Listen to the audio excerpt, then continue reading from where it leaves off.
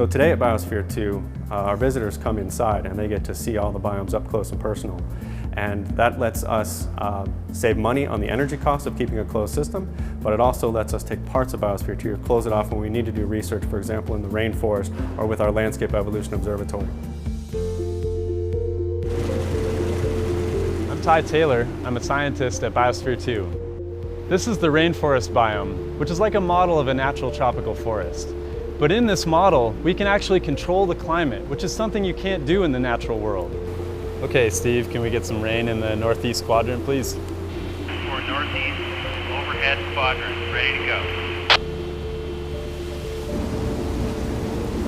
We can make rainfall, we can put the forest through drought, and we can raise temperatures to simulate what a hotter world might look like. In my research here, I hope to answer one of the big scientific questions of our time, which is how tropical forests will respond to a warming climate. During photosynthesis, leaves exchange molecules between the leaf and the atmosphere. In the rainforest biome, we can seal off this tropical forest, and that way we can monitor the coming and going of all of the molecules through the forest. This helps us understand how the forest will interact with the climate. We can measure how a whole ecosystem responds to changing climate. When the biospherians lived inside, they had a farm space where they grew their food crops. Today, we're using that farm space to run our institutional experiment studying water.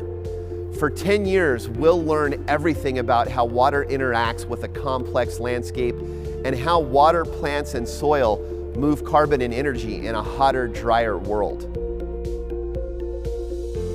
My name is Aditi Sengupta. I study soil microbes, and today I'm going to take some soil cores from the Landscape Evolution Observatory.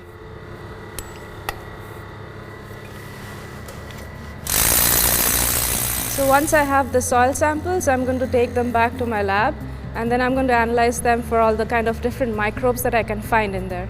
The challenge out in the real world is you have all of these uncontrolled variables that you don't exactly know what is driving the system. And what we can do here at a really big scale is we can control those variables but still see systems operating at scales that are more realistic than what you find in a small laboratory.